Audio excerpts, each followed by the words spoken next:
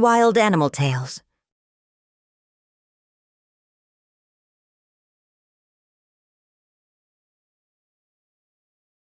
Welcome to the Wild D. Wild animals make their homes in all sorts of places.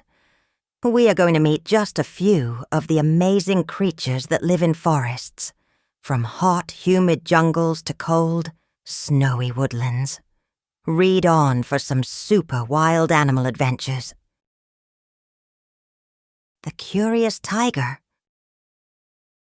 One evening, a mother tiger was taking her cubs, Tejas and Tara, through the forest. She wanted to teach them which animals to hunt for food.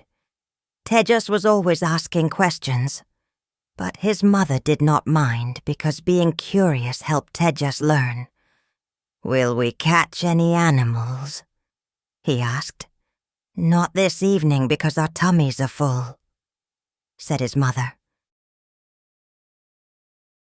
Silently, they crept through the mangrove forest, and soon they spotted an animal snuffling in the wet mud. "That's a wild boar," whispered Mother Tiger. "Wild boars are very tasty." Mother Tiger and Tara carried on, but Tejas stayed behind. "Excuse me," he said to the boar, who was called Bristy. "What do you eat?" Bristy looked fearfully at the tiger cub, but could see that his tummy was full. "I like eating roots and shoots." "Where were you?" scolded Tara, as Tejas caught up with his family. "Shh," said their mother. She was watching a monkey up in the trees. Tejas' mother told him it was a macaque, which is delicious. Once again, Tejas stayed behind. He asked the macaque, who was called Mitu, "What are you eating?" "I'm snacking on some fruit before bedtime," replied Mitu. She felt perfectly safe high up in her tree. "Try to keep up," said Tara, as Tejas joined his family again. "Quiet now," said Mother Tiger. "Can you see a spotted deer? Tigers love eating deer." Tejas was bursting with questions to ask the deer, so he hung back. The deer could tell that Tejas was not hungry. He said his name was Divam, and that he liked to nibble leaves. Tejas had learnt so much from asking questions. "I have something else to show you," said Mother Tiger. She took the cubs to a part of the forest where there were no longer any trees. Tejas could not believe what he saw. "What's happened to the trees?" "They have been chopped down," replied his mother. "But why?" asked Tejas. "To make room for other things," said his mother. Mother Tiger continued, "Because there is no forest here anymore. There are no wild boars, no macaques, and no spotted deer, as there is no food or shelter for them." "We can't stay here either, can we?" said Tejas. "There are no animals for us to eat." It was time to head back into the forest. Tejas needed cheering up, so Mother Tiger took the cubs swimming. All tigers love swimming. "Race you to the river," shouted Tara, who was almost there already. Splash! In the river, Tejas met an otter. He could not stop himself asking another question. "What do you like to eat?" "I especially like eating crabs," replied Oditi the otter, who was a much better swimmer than any tiger. "If otters eat crabs, what do crabs eat?" Tejas asked his mother. "Why don't you ask one?" replied Mother Tiger. So Tejas swam over to the soggy, muddy bank to find some crabs. The crabs sank back into the mud when they saw Tejas. But Choti, a brave fiddler crab, nipped Tejas's paw and said, "I nibble on dead animals, which keeps the river clean." There were so many animals living in the mangrove forest, and word quickly spread that curious tiger cub was asking questions. Animals grew bold and came out of their hiding places. A crocodile snapped that it liked to eat snakes. A snake hissed that it ate birds, and a bird quacked that it snacked on crabs. Soon it was time for the tigers to head back to their favorite spot, under a mangrove tree to sleep. Tejas did a big tigery shake to dry off. He was bubbling with excitement all the way home, and could not stop, chatting, telling Tara everything he had learnt that evening. Tejas didn't want a story for bedtime. He wanted to hear more about his forest. By asking questions, I found out that some animals eat plants, and that others, like us tigers, eat animals, he told his mother. Is there anything that hunts tigers? I'll answer that question when you're a little older, said Mother Tiger. But learning all about the forest will help to keep you safe. Good night, Tejas. The fussy gorilla. The one thing that Gabby the gorilla loved eating more than anything else was ants. Gorillas do eat ants from time to time, but the problem was that Gabby ate ants all of the time. Breakfast, lunch, and dinner was always ants. Her mother often said to her, "You eat so many ants that soon you'll look like an ant." It was a rainy day in the rainforest, and Gabby was having fun with her friends. "Let's have a race!" she shouted, and in a flash, she was off. Whoosh! She skidded round bends, zipped past surprise gorillas, and jumped over fallen branches. Gabby was going so fast that she did not have time to stop, and ran straight into whoosh! An ant nest. "Are you okay, Gabby?" asked her friend Kwame when he caught up. But Gabby was more than fine. As what lives in an ant nest? Ants, of course. This was the perfect start to Gabby's day. By the time everyone caught up, Gabby had eaten hundreds of ants. She was beginning to feel full. "What shall we do now?" asked Kwame. But Gabby was up a tree and on to the next game already. "Last one to the crooked tree is a squashed banana," Gabby shouted. The young gorillas raced towards the crooked tree. They all tried to catch up with Gabby, who was in the lead, and she would have won, except... As Gabby stepped on a branch, she spotted something scuttling under the bark. "I need to investigate this," she said, and carefully peeled off some bark. Delicious! Gabby had found some more tasty ants. This day kept getting better. By the time her friends had joined her, Gabby had eaten most of the ants and was feeling very full and sleepy. But Gabby would never turn down a game of hide-and-seek. 3, 2, 1, coming!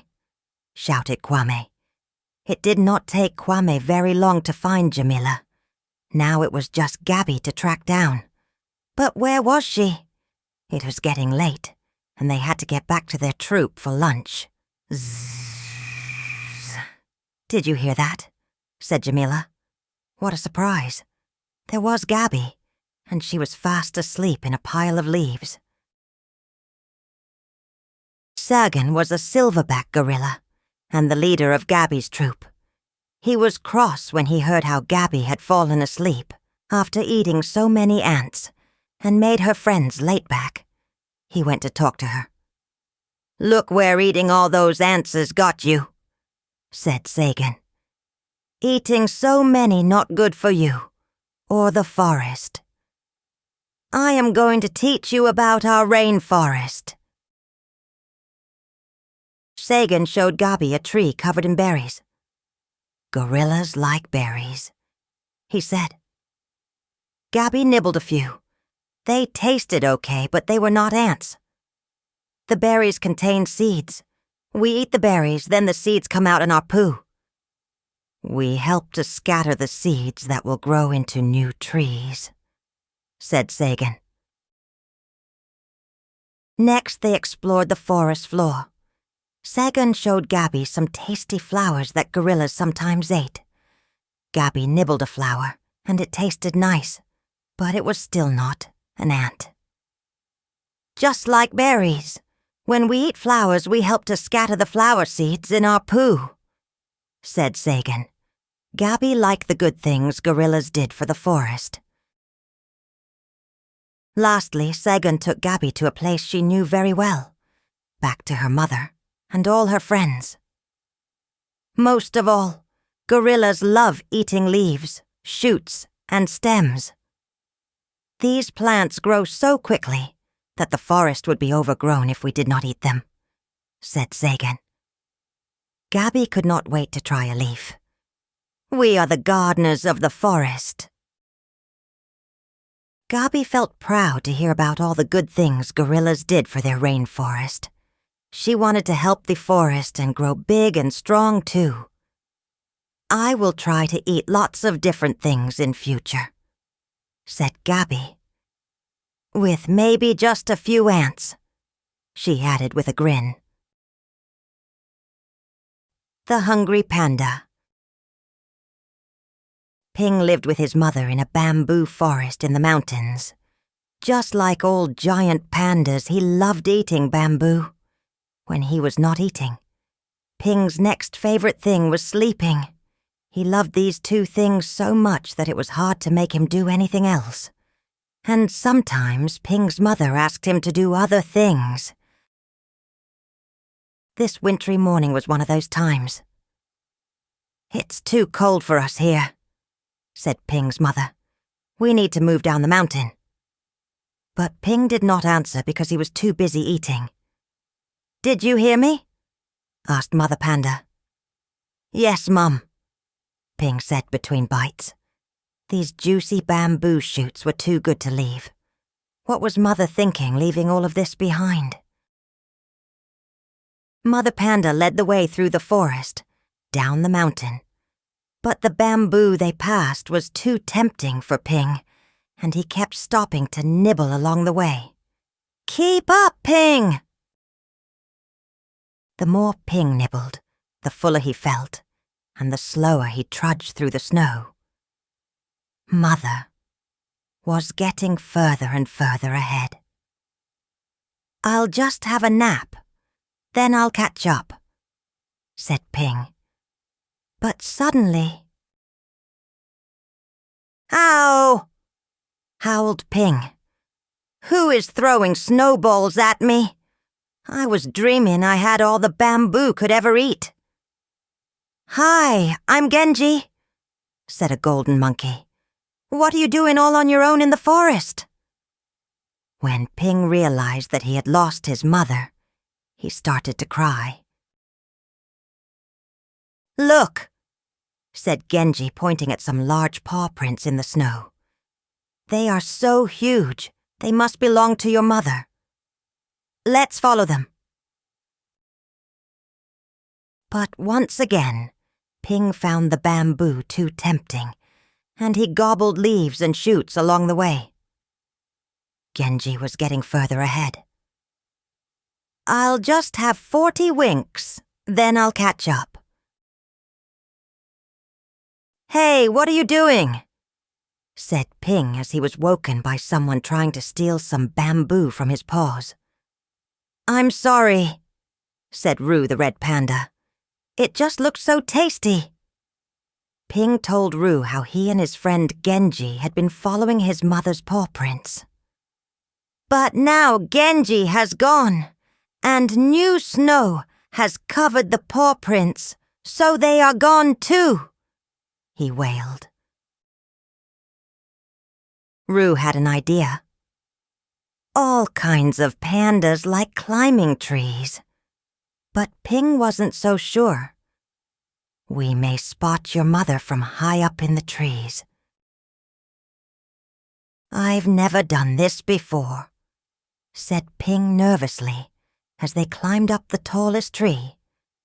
But it was worth it, as from the top they could see for miles.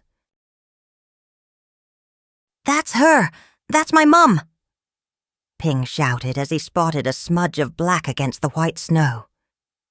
"It could be anything," said Roo. But Ping knew it was his mother. But as he trotted along, Ping slipped on a pile of leafy bamboo shoots that he had been eating before he met Roo. The shoots were like a sledge and carried him down the mountain slope. Where? Ping was enjoying the ride. He crashed through the bamboo forest and only came to a stop when he thumped into something warm, soft, and furry. "Mother!" Ping shouted. Ping looked around. "I don't understand. Where's our forest gone?" he asked. "It's on the other side of this road," said Mother Panda. "How do we get to the other side?" Then Ping noticed what looked like a tunnel beneath the road and went to look. "Mind the road," called his mother. Ping had spotted a forest pathway that went under the road. Mother Panda led the way through. "We'll be warm down here for the winter," she said. "When the spring comes, we'll go back up the mountain." Can you guess the first thing Ping wanted to do in his new forest home? Of course, eat bamboo and then have a sleep. The Adventurous Wolf. Galena was the salliest gray wolf cub in her pack. She could not wait to grow up and have adventures. The only place she had known since she was born was her den. However, now they were getting bigger. Galena and her brothers and sisters went outside more. It was winter, and everything in the forest was covered in magical white snow. "See you soon, Galena." One evening, all of the pack except Galena left to go on a hunt. Even her brothers and sisters went this time. As the smallest, Galena had to stay behind. But she wanted an adventure and was not going to wait for her pack to return. "I will have an adventure of my own." Walking in the snow with her large paws was easier than Galena thought, but it was so cold. She was glad she had a thick fur coat to keep her warm. Suddenly, a loud voice called out to Galena. "Hello, little one. My name is Evgeny. I am an elk." Galena stared at this strange new animal. He looked like he had trees growing out of his head. "Wolves hunt elks," said Galena, but she wanted to be friends with Evgeny.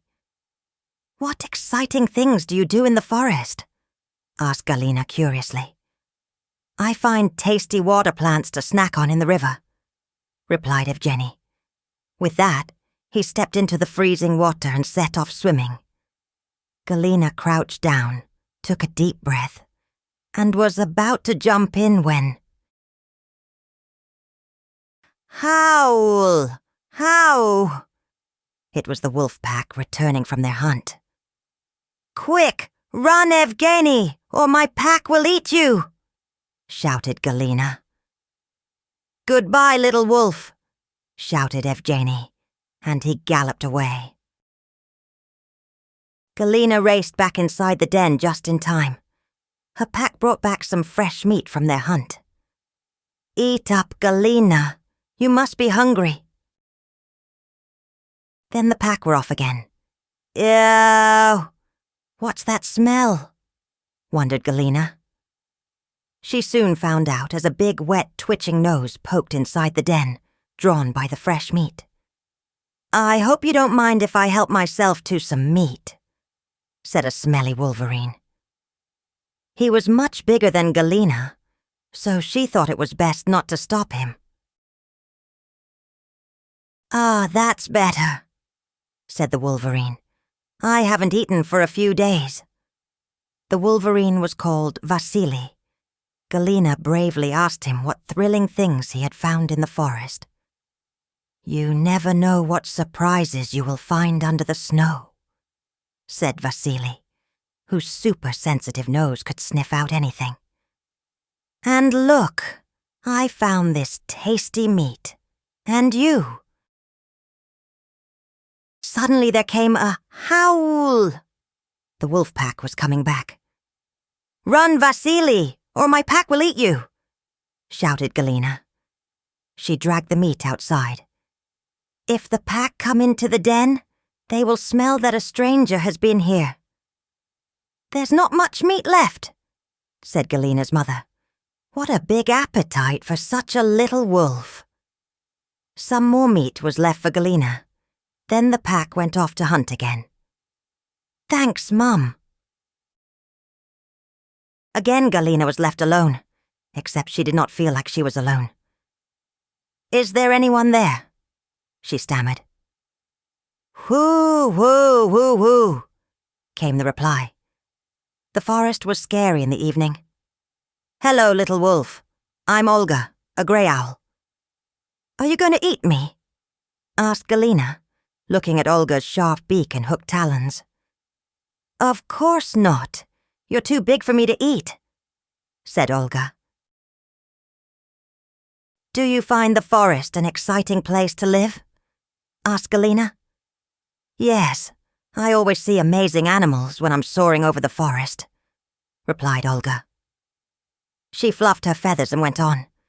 "Tigers, reindeer, red foxes, leopards.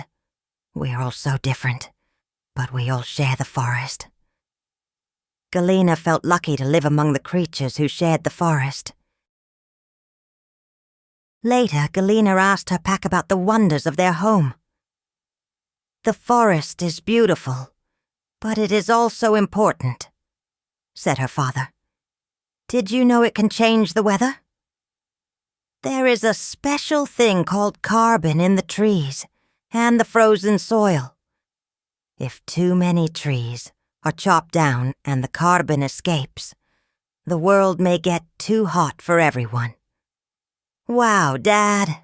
I can't wait to explore our forest when I'm bigger."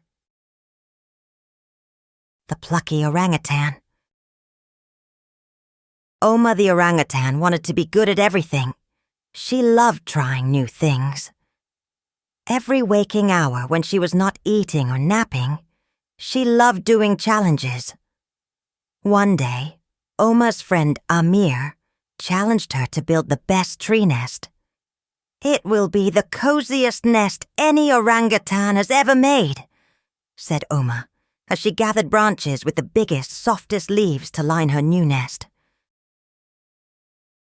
But, whoosh! A rain cloud burst overhead. Rain flooded into Oma's nest and quickly soaked the leaves. And Oma. "I wish you would go away," Oma shouted at the rain. "Look at my soggy bottom. I'm not the best at building a cozy nest." "Why don't you try building a nest in the fastest time instead?"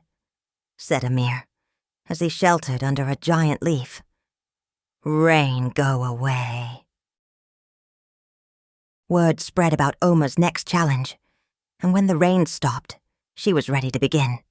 Vina, who was the fastest nest builder many years ago, counted Oma down. 1, 2, 3, orangutan go. The sounds of bend, snap, echoed around the forest as Oma whipped branches off the trees. But the branches were wet and slimy, and many slipped out of her hands. "Time's up!" shouted Vina. "Stop what you're doing." Oma did not feel confident with this challenge either.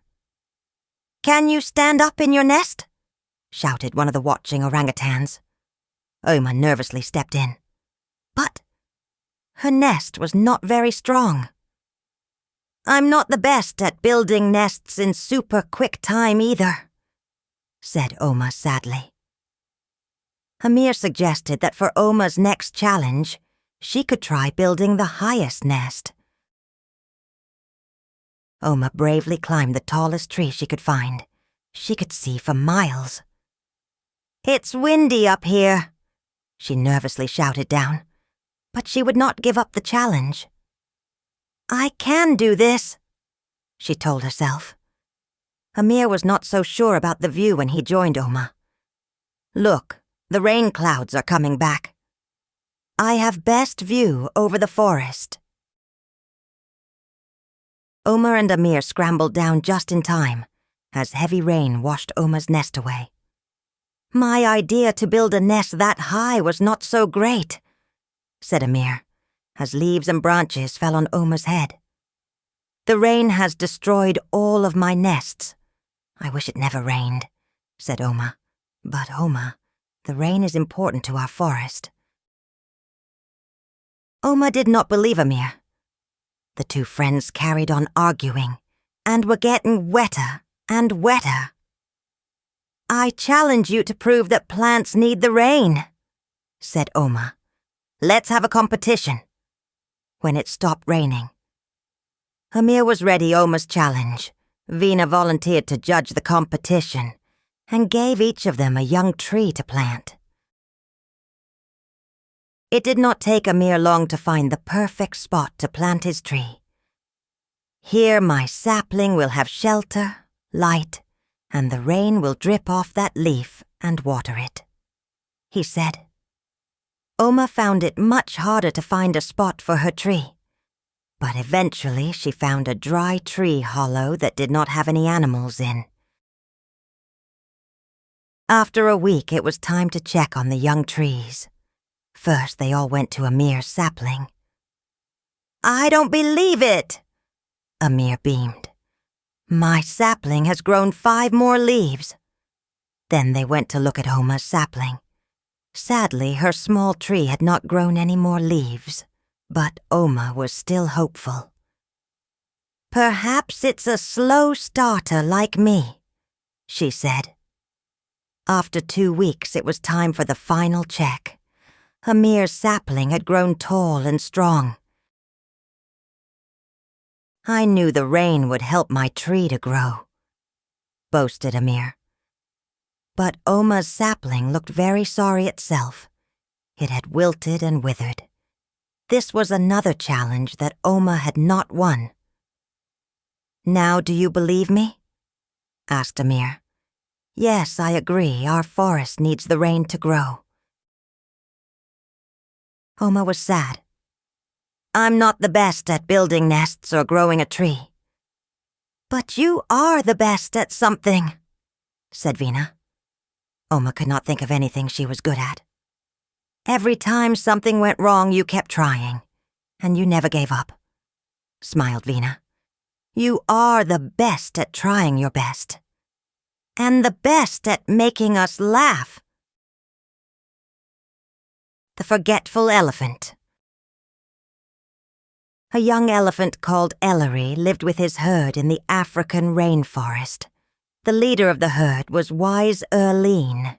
She knew everything about the forest.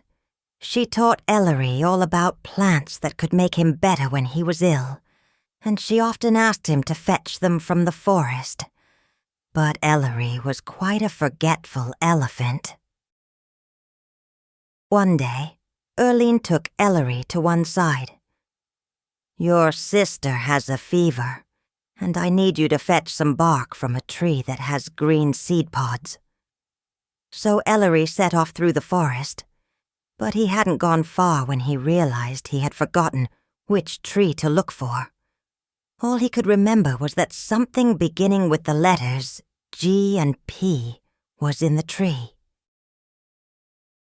"It must be the tree over there, with the gray parrot," said Ellery, but the bark was hard to pull off. "Can I help you?" asked an okapi called Olala. Ellery explained his problem, and Olala easily pulled off some bark with her long tongue. Ellery thanked Olala and took the bark to Erline. But oh dear, the bark was from the wrong tree. "Ellery, how can you be so forgetful?" The next day, Ellery's baby brother had toothache, so Erlene needed some special fruit from the forest. "It's rough and knobbly," she said. Ellery set off to fetch the special fruit. However, once again, he forgot what he was sent to get.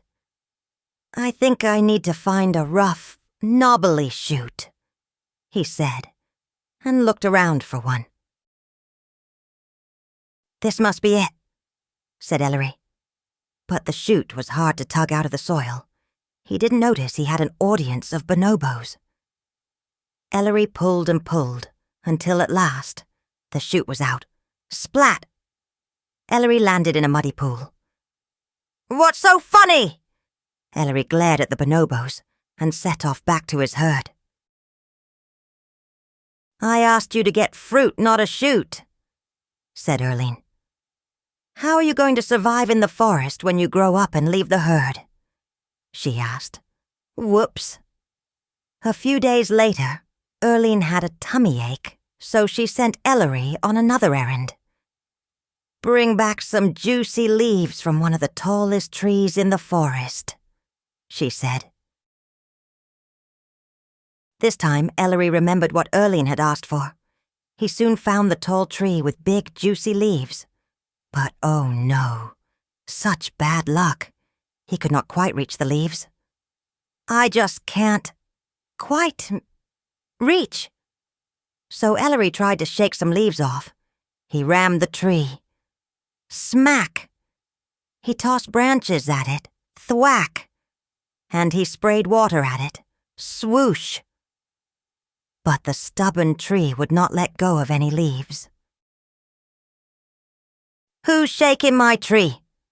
asked an angry colobus monkey called Cam. "I'm so sorry," said Ellery. Erlene had always taught him to be polite to strangers. He explained that he just wanted a few leaves. "Here, take these." But all the shaking of the tree had woken a leopard, and it was creeping towards Cam. Ellery remembered that Erlene had told him to keep away from leopards. "Leopard! Run!" Ellery had warned Cam just in time. She leapt onto the next tree, and the next after that, dropping Ellery's leaves as she went. The leopard could not catch her. Ellery was fast, too, but the leopard was chasing him. "I must warn the herd," he gasped. He remembered that he could send them a message by drumming his feet on the ground. The thump, the thump, the thump, the thump went Ellery's feet. In the distance, the herd felt the ground shake and picked up the message. As Ellery safely reached her, Erlene flapped her ears and raised her trunk. "Quick, Ellery! Get behind me!"